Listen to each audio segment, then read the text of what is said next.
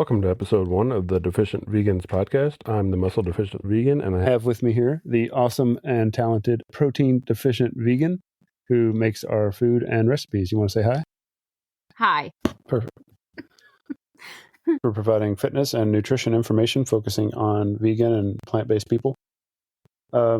Normally vegan fitness stuff doesn't typically focus on like high protein or strength training.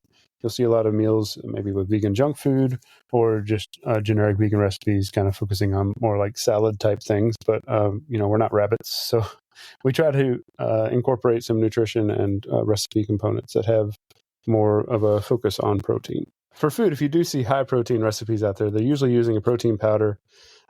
That's fine most of the time as supplementation, but you want to try to make sure your whole day doesn't revolve around powder forms of protein. So we've got a lot of different vegan forms of protein that we typically use.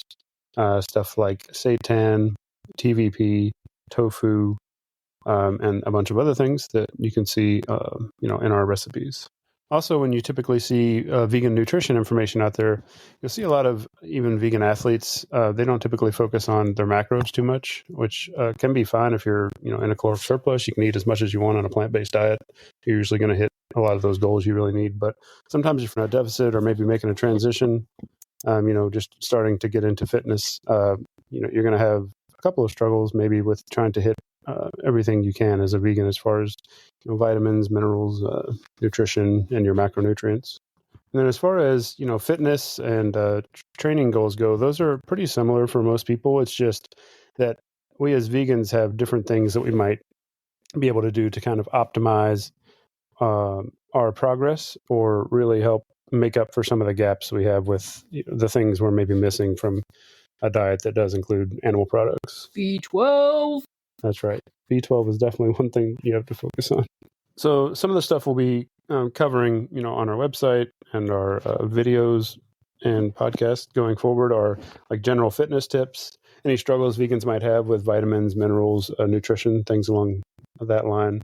Also, we got a home gym here, so we're going to try to cover some home gym equipment, what you might be able to use without having to go out to a gym. Maybe you live near a gym that's really crowded, or maybe even you want to get some workouts in on the go. We can cover some stuff you might be able to use for traveling. We also try vegan restaurants from time to time. We just recently tried the X Market here in Chicago. It has a bunch of kind of satellite locations for a bunch of local restaurants. So we've actually got a video on Protein Deficient Vegans social media covering, our experience at the X Market. So check that out. So going forward, what we're going to try to do here on the podcast is some weekly roundup of some of the recipes we publish on our website. Do a deep dive into topics from our blog. I'm going to try to do a Q&A if anybody has any questions. We've got a contact form on the website. You can also just ask questions in any of our social media comment sections. If anyone's out there. If anyone is out there. And then restaurants and vegan products that we come across that are particularly interesting. Lately, we've been on a big high-protein silken tofu kick. That's one of those things where, you can be vegan for a while and never really understand how silken tofu works or what you can do with it. So we got a lot of recipes now that focus around that and show you maybe some inspiration, or if you don't want to be inspired and you just want to make food, you just do exactly what the recipe says and you'll have a lot of protein. So one of our most recent blog articles out there now is actually top 10 vegan protein sources. So typically when you see these lists, you've got like the actual whole food, like seitan, TVP, beans, lentils. I mean, you've all seen the vegan protein list probably, but the Protein Deficient Vegan here went a step further and listed out actual products that we typically use in our recipes, but something you can actually just go in the store and buy, in some cases, pre-made products as well as the kind of main protein components. So I'm just going to read out the top 10 for you here in reverse order.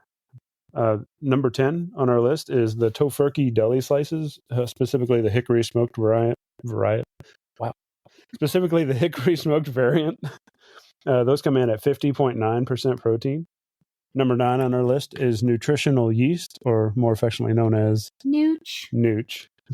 At 53.3%. This kind of gives food like a bit of a cheesy taste. So we try to throw it on top of everything because it looks like fish food. It looks like fish food. That's true. Yeah. So next on the list at number 8 is the Sweet Earth Mindful Chicken Strips. They look kind of like grilled chicken strips. We use them in an Alfredo recipe. Those are at 54.3% protein. Number 7 on the list, kind of surprising, and you probably can't use these to get most of your protein because of it'll be a high volume, is mushrooms at 57.1% protein. Next on the list is actually a specific prepared product.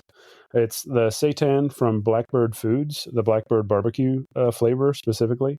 We really like Blackbird seitan because it's high protein and it's really easy to cook. You basically just put it in a pan and make it hot. So we really like things like that a lot of days. Even he can make it. Yeah, so. Even I can make it. 57.7% protein. That is tied actually with number 5 on our list, which is TVP or textured vegetable protein. It's another one you might not really run into, even if you've seen it on some list. You might not have any idea how to use it. It is a little intimidating. You have to kind of rehydrate it and then figure out what the hell to do with it. So we've got some recipes that show you how to do things with that. Generally, people use it for tacos or maybe like sloppy joes. But lately, we've been trying to make cookies out of it. Yeah. And you could also use it as a substitute for like rice or quinoa in dishes. Delicious cookies. We'll tell you a little bit more about those here in a few minutes.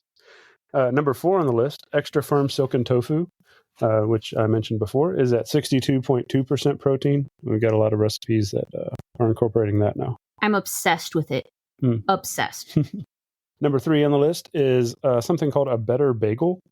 I think it's in the frozen section at Whole Foods. So frozen bagels, basically it's just a very high protein, very high fiber bagel. Maybe if you're new to the vegan thing or the high protein thing, you want to be a little careful with this one. You might shit your brains out. Anyway, the better bagel is 62.5% protein. Next on the list, number 2 is another Blackbird flavor of seitan, and it's just their original flavor. It is 75.5% protein, so you can see why we like that as a kind of a standby in the house. We basically have a dedicated refrigerator at this point for Blackbird seitan and tofu. This one is really good for like something that's just, it's a neutral flavor and you can add to it. And then number 1 on the list. Oh, we have sounds. We have sounds. As soon as I figure out how to work this, we have a drum roll. Okay. Number 1 on the list. Hopefully that worked. Number 1 on the list is wheat gluten flour, 77% protein. Again, another one that's a little intimidating to use. We have a really awesome recipe for some like high protein donut holes that we made with this. Don't use an air fryer. We destroyed 2 air fryers because they expand. Yeah, they expand quite a bit. So be careful with that. But the recipe does mention how to do it and not destroy expensive kitchen equipment. So you should check that out. Also, we've got a couple of really cool fall recipes on the website here that just came out. We've got one that is a high protein dirt pudding. Really cool spooky theme for Halloween. Somehow we managed to get it at 26% protein, but it still has Oreos and Nutter Butter cookies and also gummies. Yeah, covered in Oreos. Well, Oreos are cookies. Covered in Nutter Butters and Oreos at 26% protein. It's hard to beat that.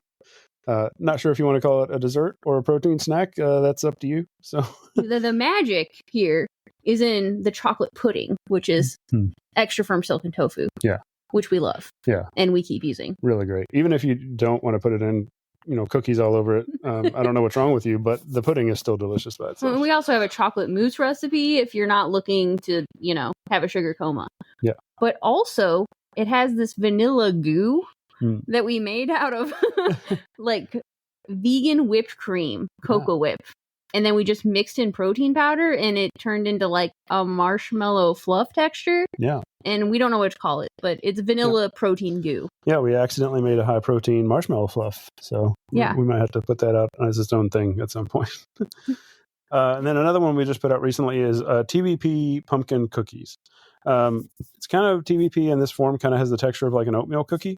When you eat it, you really want to think protein cookie and not delicious chocolate chip cookie. Yeah, don't bring it to a potluck. People will probably be a little annoyed. Yeah, but if you compare it to other protein cookies out there, it's definitely top of the list. Lenny and Larry cookies better, way better. Taste kind of like chalk, and they're actually pretty high calories. So these are like less than 100 calories each, 44% protein. So a pretty good little protein cookie. Yeah. Cool. So if you want to follow us on social media or follow the website, if you go to vegainsfitness.com, we've got links on the top for both the fitness and nutrition social medias, as well as the protein deficient vegans social medias, which are focused on the food and recipes and very delicious things. So I'm not actually protein deficient. Yes. It's a joke. Yeah. Okay. Thanks for listening. And, I think the next ones will be better. So stick around.